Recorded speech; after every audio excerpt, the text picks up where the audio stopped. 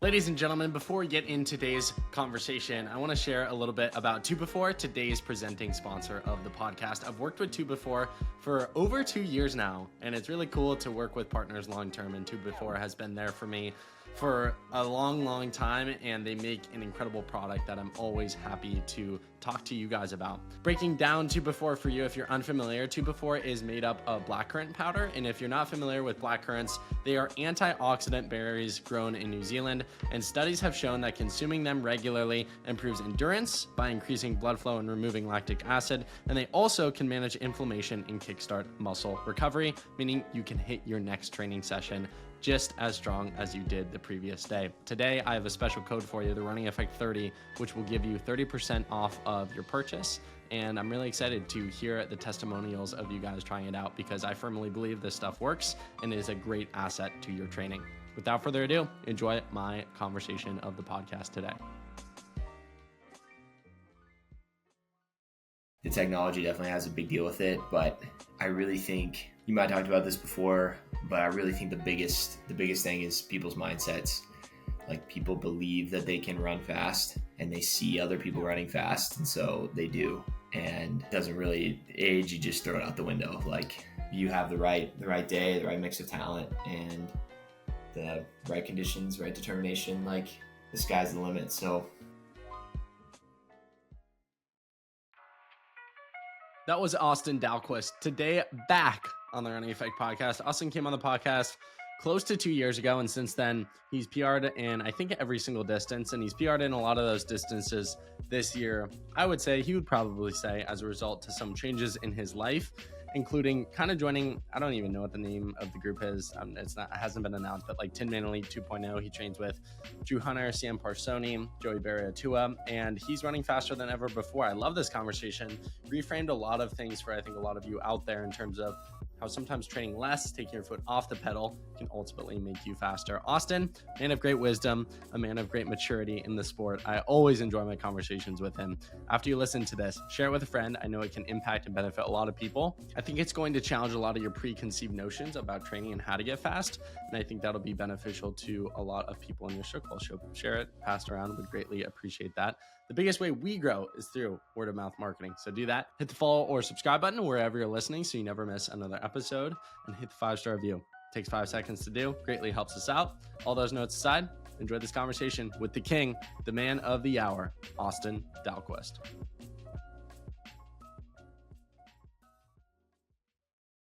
Ladies and gentlemen, he's not just back, he's better. Mr. Austen Dalquist. How you doing, man? Welcome back to the podcast. I'm doing well, brother. Honored to be here. Always great to spend time with you and catch up, and yeah, just be able to share what's going on in my life and your life. So always a privilege. Well, man, you were due to come back because the last episode title was Run for Something More Than Yourself, 357 miler Austen Dalquist shares his journey. There's something wrong there. I'm trying to think. That 357 has become a 353, folks. What's the journey and progression been like over these past 2 years, going from, I would say, chaser to now established man on the circuit? Yeah, it's been a journey for sure, a great one, and super grateful to be 29 and to be putting up better times than I ever have. And this year I've PR'd from the 800 to the 5K, and the biggest change has been switching teams. And I have nothing but love and respect for the Roots Running Project that I was a part of for 5 years. And at the end of 2024, I decided to make a change, and it's to be with the Tin Man guys now, but it's technically not Tin Man anymore because that's more the road team. So I guess kind of in summary there, because I think there's still kind of confusion going on with that squad, but Tin Man Elite is just the road side. So right now it's just Reed and Connor. Sam and Drew, Joey, and myself, we have separate little deals going on with a couple companies. Like Drew signed with ASICS. Myself and Sam are with Tracksmith, and then Joey, actually, I think by the time this will come out, I think he's posting today, actually, he's with ASICS too. And so that obviously interferes with Adidas, and I came into the fold late though. I joined November, December of 2024, and was mostly going for new training stimulus and then also like teammates on the track. And so been hopping into the double threshold game and been running with those guys and enjoying it. And it's been cool working with those dudes. And with Roots, I was a little more alone on my sessions. I was kind of the lone miler on the team, and I think I was just ready for a new change, a fresh chapter. It was 5 years, and that was the longest that I've been with a coach. I guess I was 5 years in college too, but and pretty immediately, I believe my body responded to it, and so yeah, been really grateful to put some good times on the board and hoping to continue to build off it. I think, and I encourage a lot of people to go back to our last conversation to get some more perspective on your journey in the sport, your background, your faith, a lot of that, because we won't touch as heavily on this because we've already discussed that in the past. So if you're new to Austen, go check out that episode. I probably sucked as an interviewer, but I'm sure he was great. But No for way. today's purpose, I really would love to hear about the concept of betting on yourself, because I think that's something you've continually done in your career. I'm sure you still feel like you're doing it, but I mean, when you talk about, 3:53 in the mile, 1:48 in the 8, like you're starting to put up some big boy times. This is no longer a hobby or a, sort of side thing. You're definitely a legitimate professional runner at this point who's looking to do big things on the circuit. So can you speak to someone out there who, is unsure of the journey, the outcomes? Because I think you have been for a while now, and I think you're starting to reap the fruits of your labor.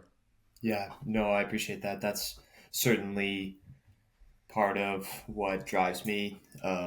Many things do, as you mentioned, the faith being top piece, but showing that you can run fast after college, or you can continue to lean into something even if it isn't perfectly laid out for you, or a cookie cutter approach. And as much as I would have loved to sign a deal right out of college or have this insane setup, or even be feeling good coming out of college, because I struggled there for a couple of years. I didn't PR for 3 years after college, and broke my sacrum, had a breathing disorder, and it's been like a long journey. But really, I'm so passionate about running and about the community, and honestly just continue to feel called to it, and love being able to engage with people, meet new people, encourage people. I know that is most important out of everything, and is to be able to be there for people, and you have to run fast to make it to some of these meets, and to kind of have a level of influence, as savage as that sounds. And we might have touched on that in our last pod or in conversations, but people are more likely going to listen to somebody that's run fast. And not that I have all the answers or have what I say isn't scripture unless it is scripture. But I am so called to it and so excited about it.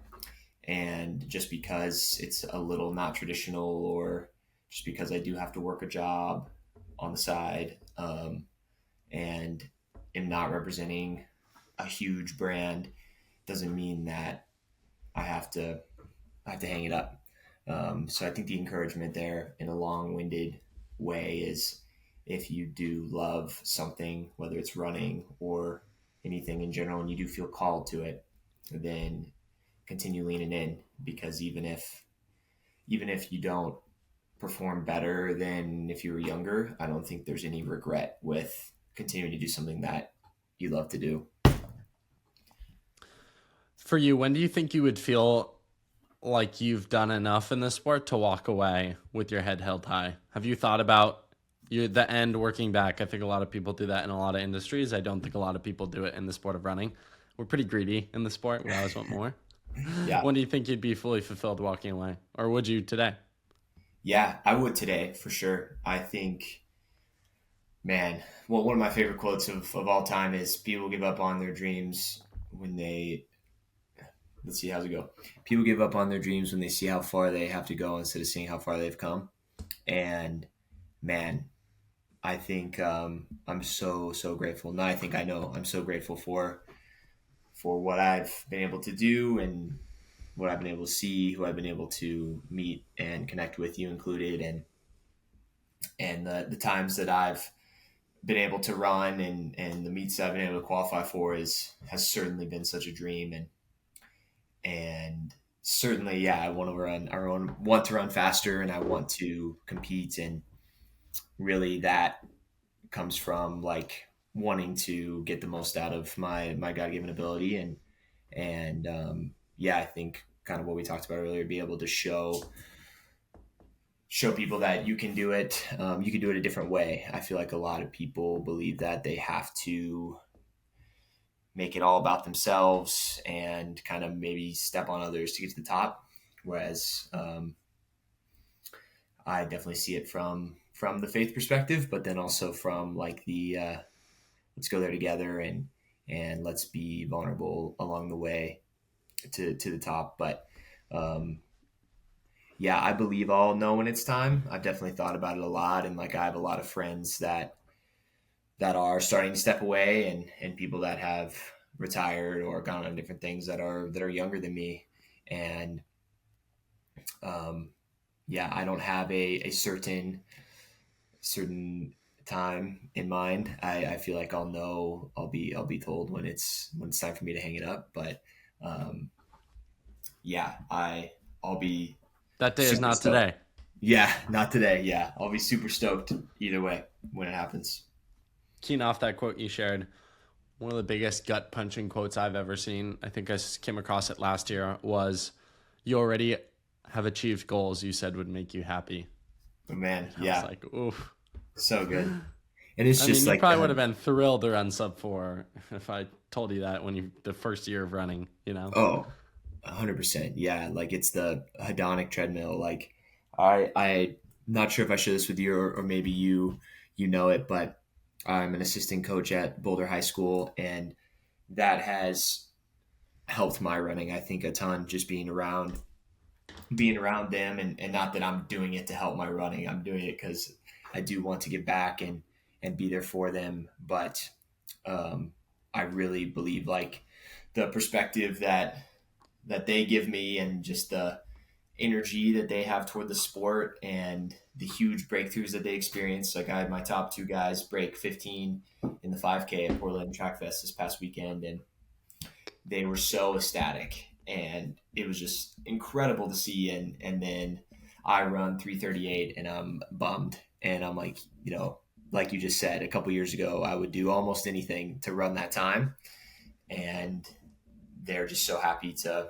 But sub 15 is a serious mark, but you know what I mean. When you get caught in this running bubble, it can be a dark place if you're just comparing yourself to other people all the time. Not to take away from the studs you used to train with. I know there were really accomplished guys on Roots, really accomplished guys on the Arkansas Razorback Woo Pig Suey team. But this new team you're a part of, they weren't Drew Hunters, they weren't Sam Parsonis. Those two guys are heavy hitters. Not to Yeah. take away from Joey Baggs, but I know Drew and Sam personally, and those guys are a different breed of excellence. What's it been like training and learning from these guys who have been in the sport, invested in it for years? Yeah, definitely. It's been super cool. And I've known them, the three of them, for a long time, and it's cool to be able to intersect with Reed and Connor also. And yeah, I've known them since I've moved out to Boulder, but never on this 3 times a week run and personal level hang outside of practice. And it's infectious energy to be around because of how dialed those guys are, and yeah, they're excellent runners, but excellent people too. And so I've certainly been able to grow in a lot of different ways through running and conversations with them, and yeah, they've all experienced pretty high heights in the sport, and yeah, they've been through it, and I guess I kind of have too. Like we're all a little older. Like our track squad is a little older too. Like Joey just turned 30, Sam 31, Drew is the young gun, and he's 27, and so um, yeah, that's not necessarily young in track and field these days, but it's cool being able to all come together and share our experiences and encourage each other, and it works well because we're able to kind of train together too. All of our abilities are pretty similar, which is fun. You're having the season of your life. USA's is coming up end of next month, early August.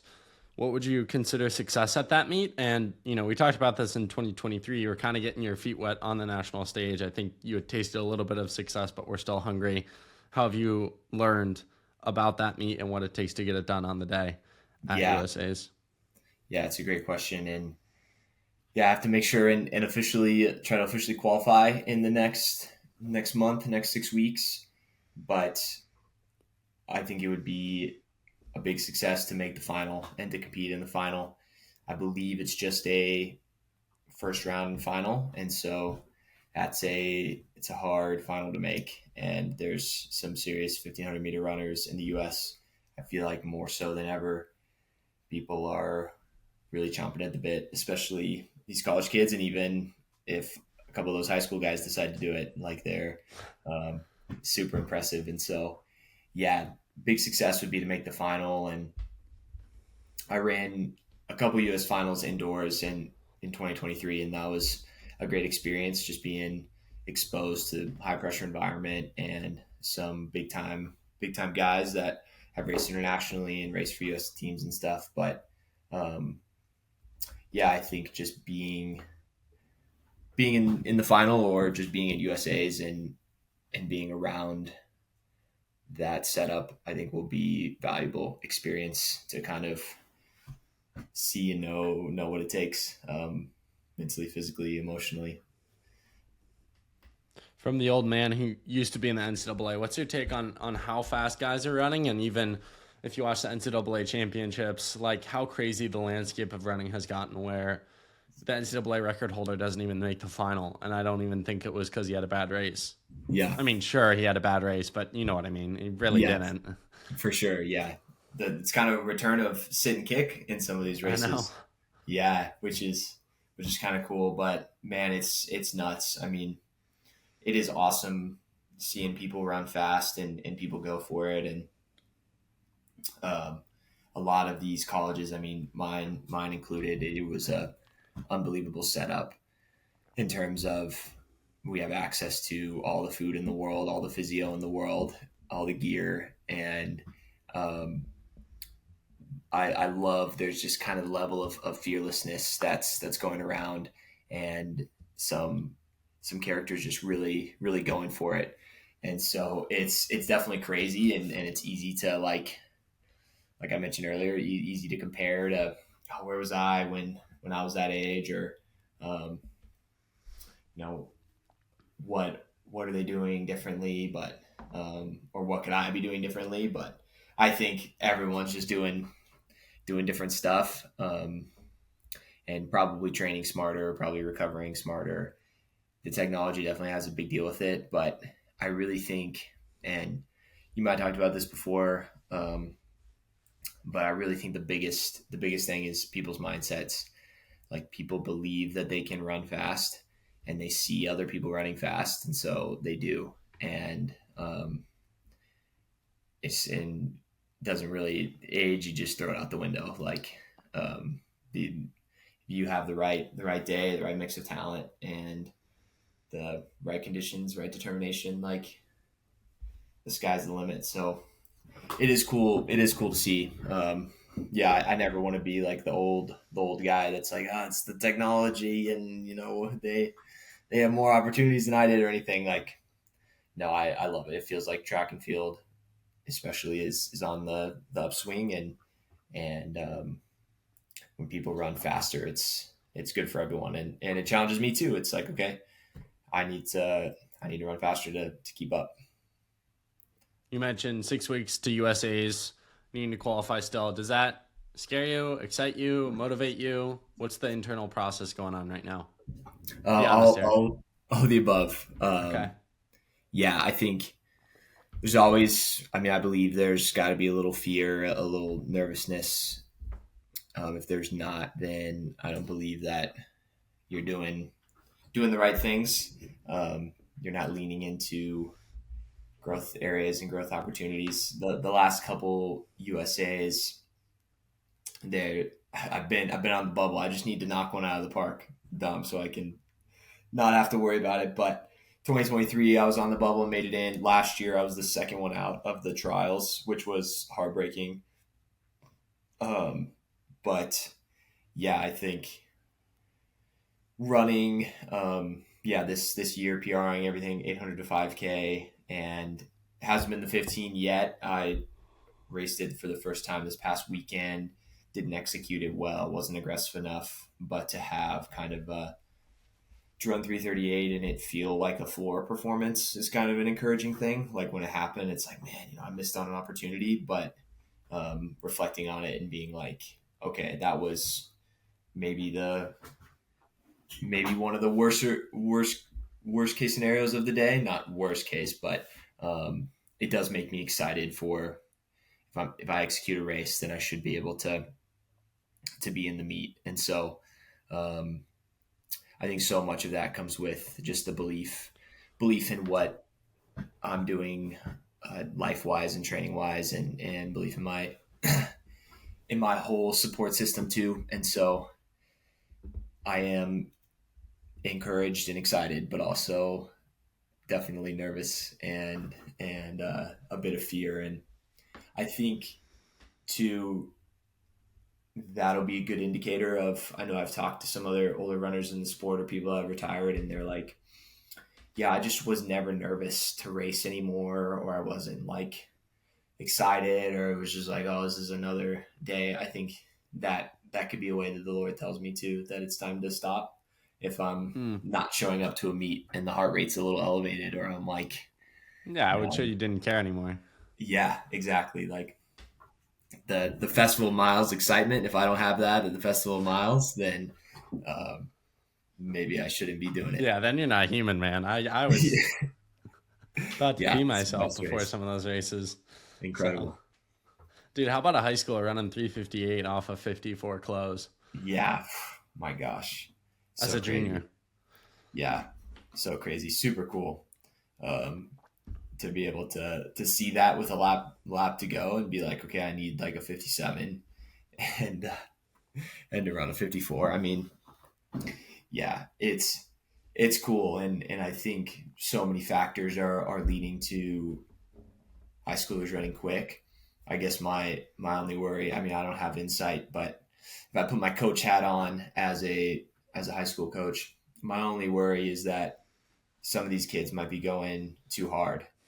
And I fear that they won't be able to get better at the next level, because if their dream is to run in college and run pro, it could be going too hard. And so I'll say in Quinton's case, that guy's cool as a cucumber. I think he runs 40 to 45 miles a week. So love it.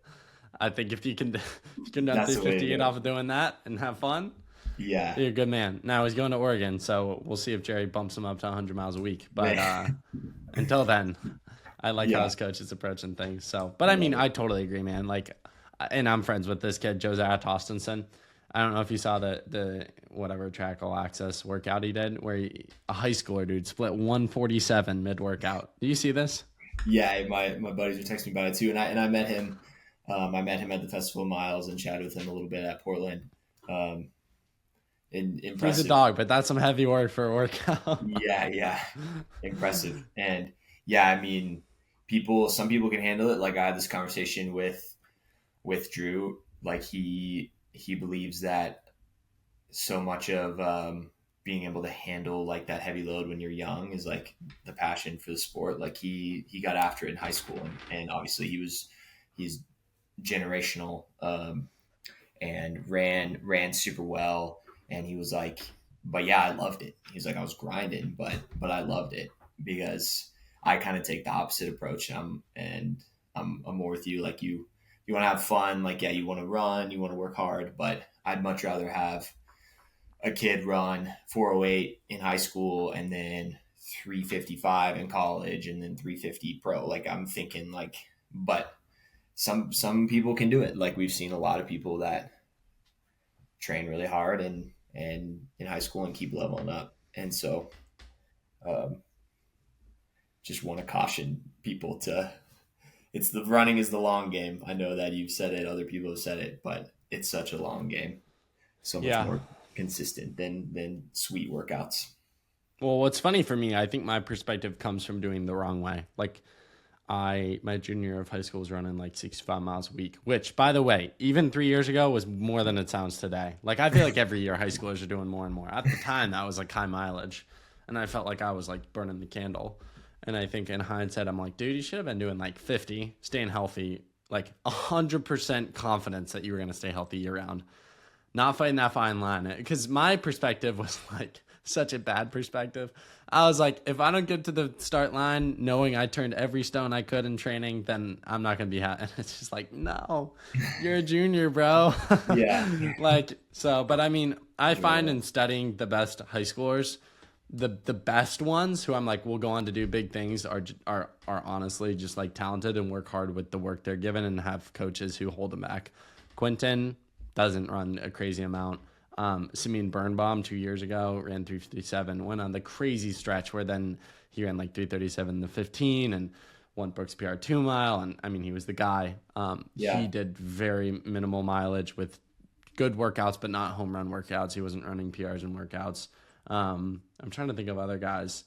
They didn't burn the candle and they just honestly were really talented, which I think is obviously it's a hard balance. I didn't feel like I was talented in high school, so I felt like I had to work a little more for it. But even the Hawker, when I hear about his high school training, it's like he trained hard, but he wasn't having to go see God in workouts to win Foot Locker. He kind of just won Foot Locker because he had a good kick.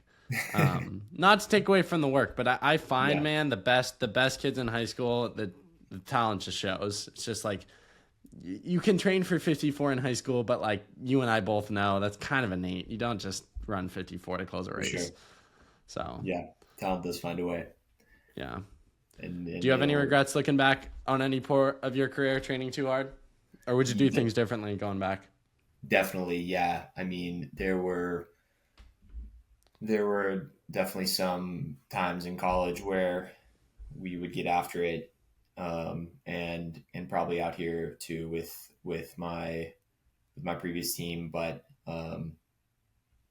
I think certainly in college, and it was more not even really on my coach. It was like us guys racing each other, and for lack of better term, just trying to put good numbers on the board. And then also when you bring like 15 guys together for a workout, like you want to show your stuff. And so I think certainly in college I left a lot of my races in workouts and put together some pretty crazy ones. But man, I just feel like training especially has changed so much, and like my perspective on training has changed so much even in the last year. um, Whereas like now I am doing workouts where I finish them and I'm like, oh, like I'm not feeling as as dead or as fried as I normally am. And like this morning I did 24 400s. Slowest one was 73, fastest one was 68, 40-second rest, and not crazy splits. But then this afternoon, I'm going to do some 1.5 mile reps on the treadmill. And like, I couldn't fathom doing that in any other system I was in, because normally that morning workout would be much harder. And I mean, I got better in college and I got better at Roots, certainly. But yeah, I think there were a lot of times that I just had this idea that I need to be getting after it a lot and be finishing a workout being like, whew, I don't know if I'm going to be walking much the rest of the day. And I saw that as success. Whereas it's actually the opposite. You need to have an occasional session where you're getting after it, dialing in, practicing that. But for the most part, Occasional is the key word.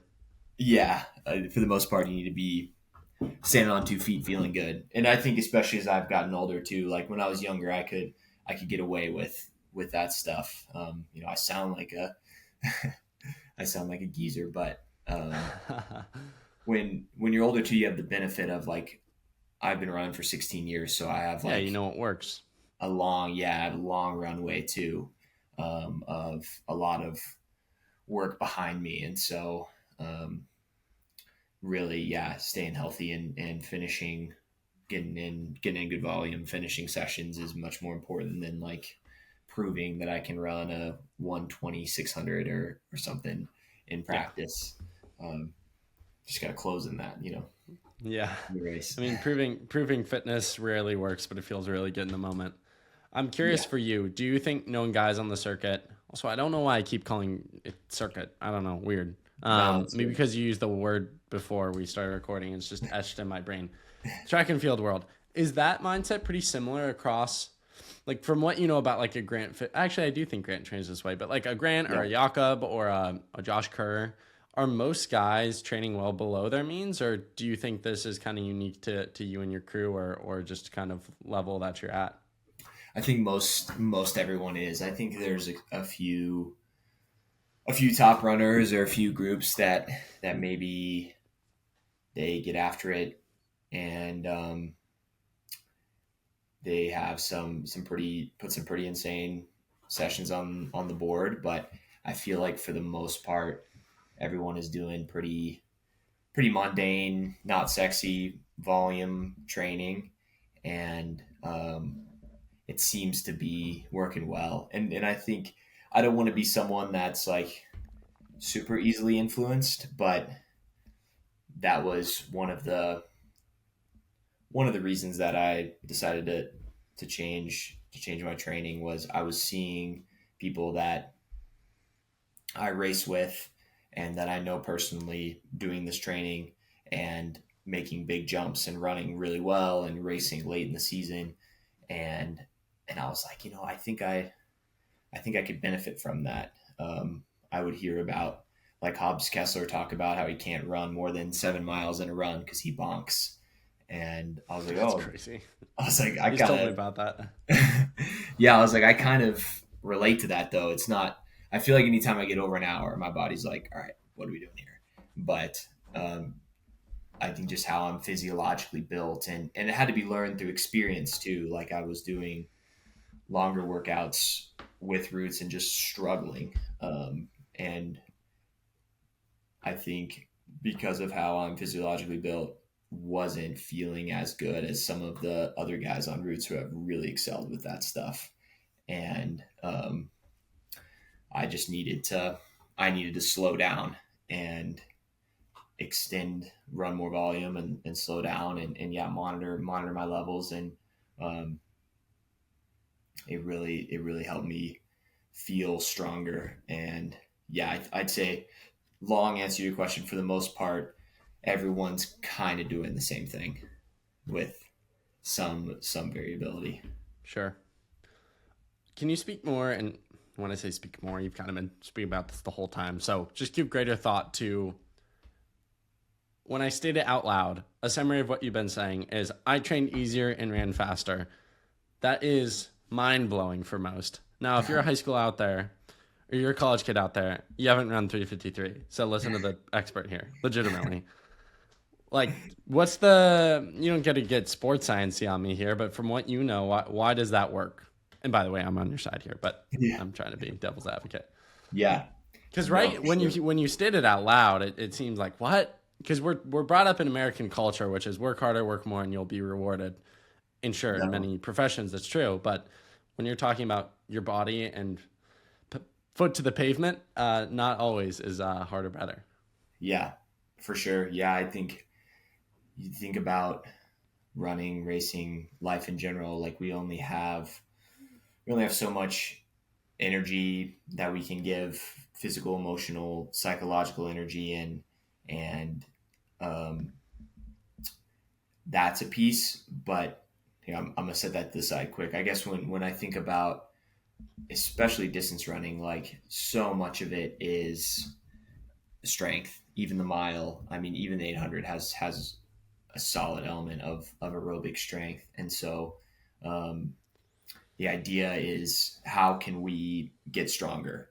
Just like peel the layers back. All right, how can I get stronger so that I can handle this race?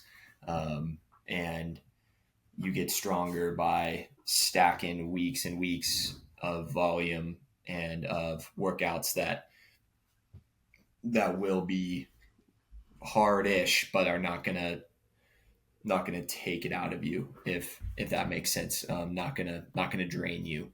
And so really before this indoor season, I ran 7:45 in the 3K and 3:53 back-to-back weekends, and I really had only a couple sessions where I did like a few 300, 200, 150 cut downs after threshold, and some fast strides, some hill sprints, but really so much of the work going into that was mostly threshold, long hills, a couple long runs that weren't fast, but it was all about just like getting volume and um, feeling pretty solid off of it. I guess like threshold, when you talk about it, is something that if you want to get all the way down the science, then you have to be tested. You have to have the finger or the ear pricked to see your blood level. But really, it's like a 6 or 7 out of 10 effort level, and you're just running these workouts pretty within yourself. You're pushing, but you're within yourself. And I think when you're most of the time doing that and not frying it, then you're really able to save those bullets, those candles for when it matters most. Whereas I think in the past I was really just running fast, running really good workouts, on paper, just looking incredible. But I think I was a little like physiologically burnt, and then also my volume was just lower because it just had to be because of the way that I was training. And so yeah, it is totally like been a rewiring of my brain too, like because technically it is easier, but it is still a lot of running. It's more running than I've ever done, but it's it works. It works. Can't argue with the results. Yeah. Yeah. People who listen to this podcast want to get better. They want to be 35 minutes into it if they didn't. What would you say is the biggest, highest leverage things people can do out there to improve in their running today? Yeah, it's a great question. I think the number one thing you should probably heard is just being able to consistently run and just continue to show up day after day, week after week. And people that I think like the number one thing is probably volume. Like you don't want to run a ton of volume right away, just like slowly, steady building the volume. Work with your coach, work with smart people around you to slowly build that up. But if your body's able to handle solid blocks of volume, and then if you're able to put together some good threshold strength based workouts, then I really think that gets people most of the way. Like my philosophy with high school runners, especially, whether it's right or wrong, I think I've landed on the personal philosophy of if we're working up our volume, if we're doing threshold hills and like jog rest, I think these kids are gonna get so much better because they're just running a lot and running more. And hopefully those three things, threshold hills and like jog rest in between some reps, doesn't completely take it out of them, but it's just more volume. And so but I'm not a believer of some people definitely make it work, like the hundreds and hundreds plus mile weeks.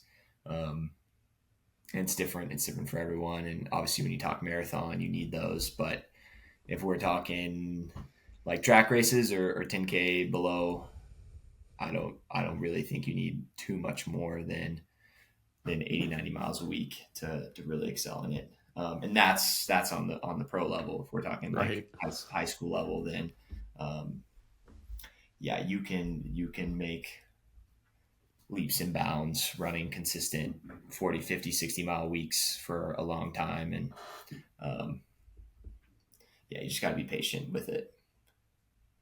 That's the other thing about doing less and it getting you better is if you do less, generally you'll stay healthier. And if you stay healthier, the consistency will pay off. And it's way better to be healthy 48 weeks out of the year, the other 4 weeks off naturally as breaks, rather than in running lower mileage, rather than running a little bit more mileage and you're only running 35 of those weeks because you're a little banged up. I don't really think you should ever explore the line until maybe college, and then maybe for sure pro at some point. I think you should probably step over to know what your boundary is, but that's when you're getting paid to do the sport. Sure. So I want to ask you, oh yeah, go ahead. Sorry, I was just going to say on top of that real quick, like listening to your body, which is something I've neglected a lot. I think there's been so much benefit for me, others I know, top line pros, that if you have a double schedule that afternoon, or you have 10 miles the next morning and you feel terrible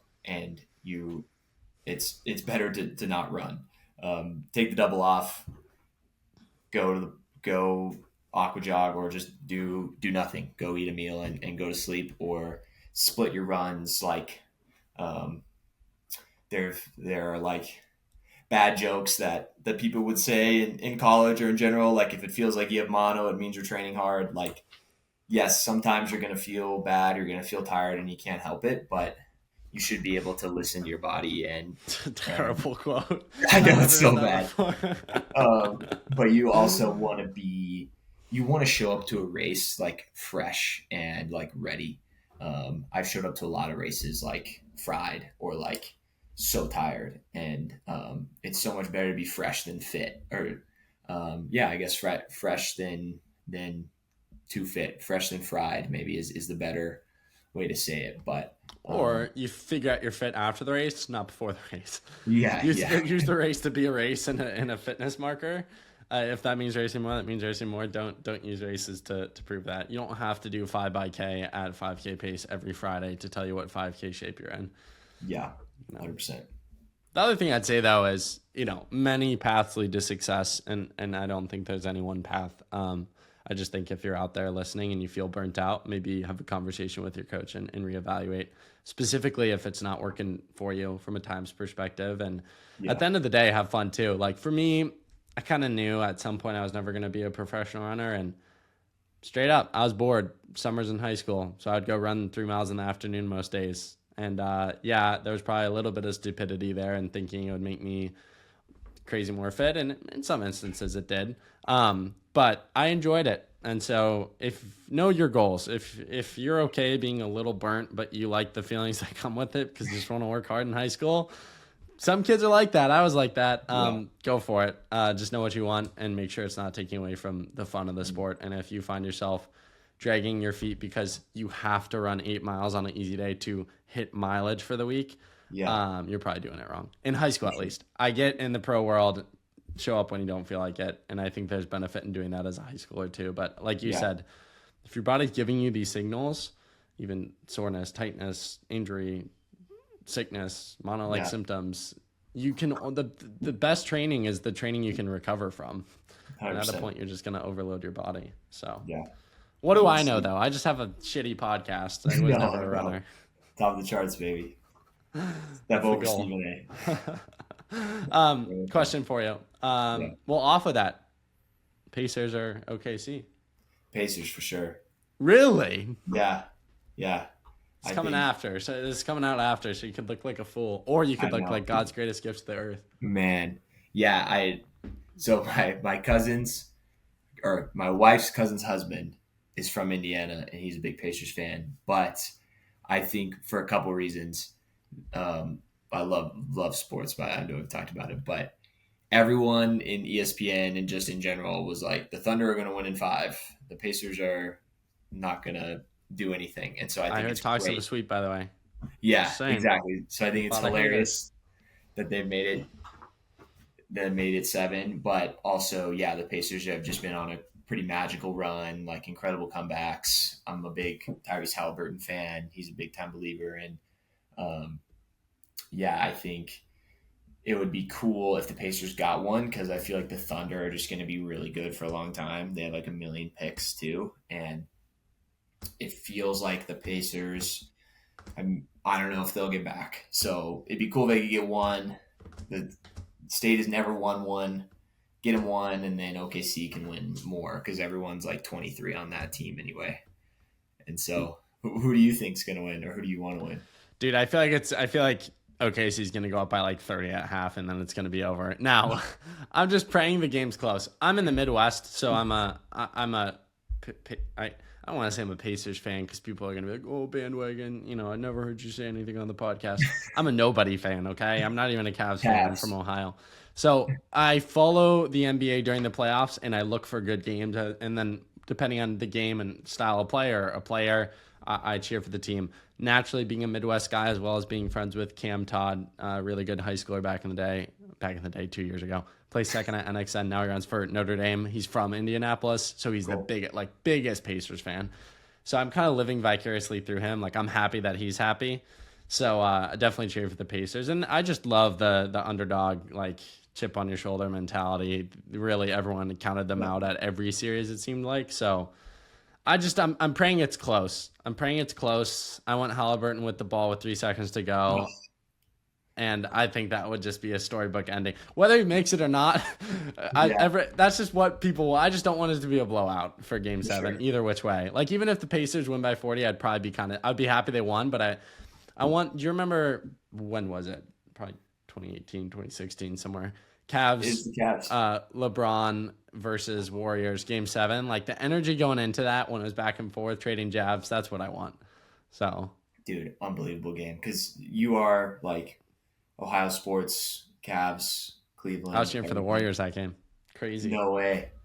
Yeah, I just didn't grow up watching the NBA, so I cheered for players, and I loved Steph. I was like, he was the guy as a kid, because I was a big Under Armour fan, big Steph fan. Dude, Steph he completely changed the NBA, and super cool, great guy. I've always just been such a LeBron stan. I'm sorry, we're on a tangent, but no, it's good. that was a top 5, and I've just been rooting for LeBron. Like, I have NBA teams, but MJ's better, by top 5 sports moment when he brought it for Cleveland for me personally, and I don't even have the connection, but I was just like, just shaking the fist. You'll agree MJ's better, right? No, I won't. Dude, no way. Yeah. That's kind of I feel like a rare take for someone that's younger. Like, I feel like most younger people I know are like, it's LeBron.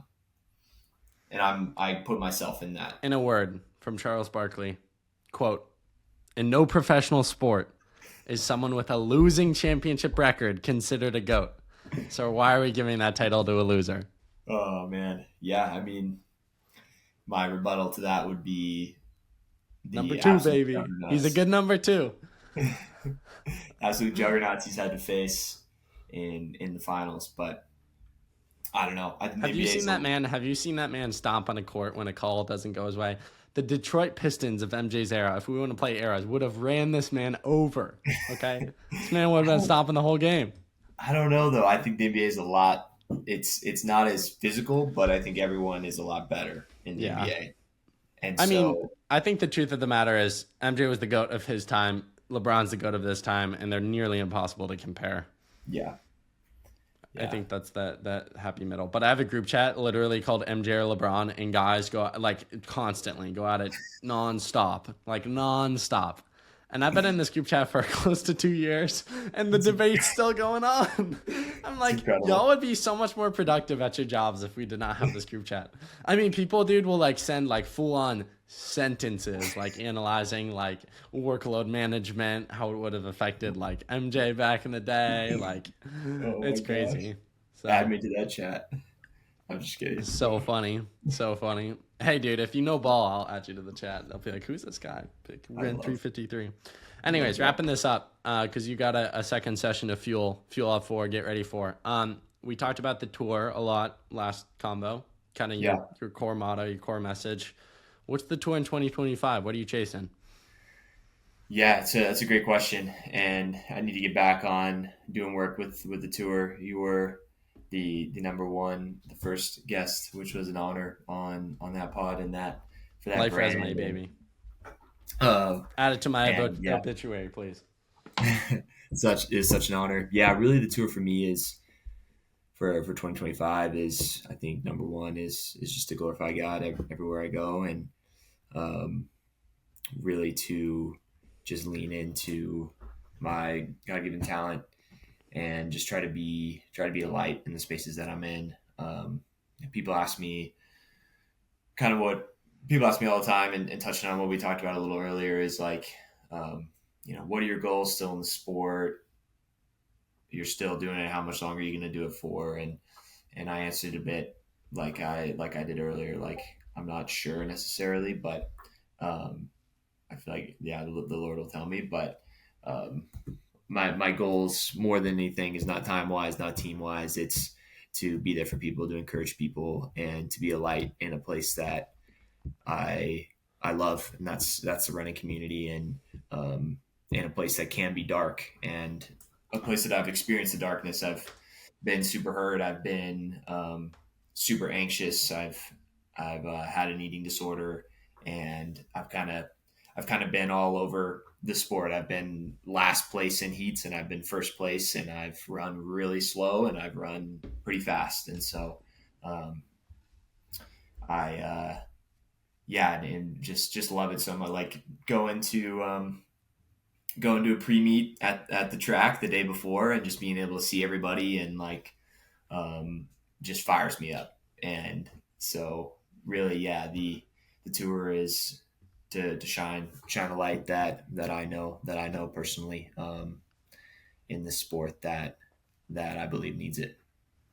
Well, Austen, you certainly do all those things, and you did them today on the podcast. Grateful for you, man. The People's Champ, ladies and gentlemen, Austen Dalquist. Check him out. Follow him. Cheer for him at your local track meet, and he'll be back soon. Appreciate it, man. And by the way, if we keep at this progression, 357, 353, next title, baby, 349. Let's keep it rolling. Let's keep it moving. Thank you, man. Appreciate you, brother.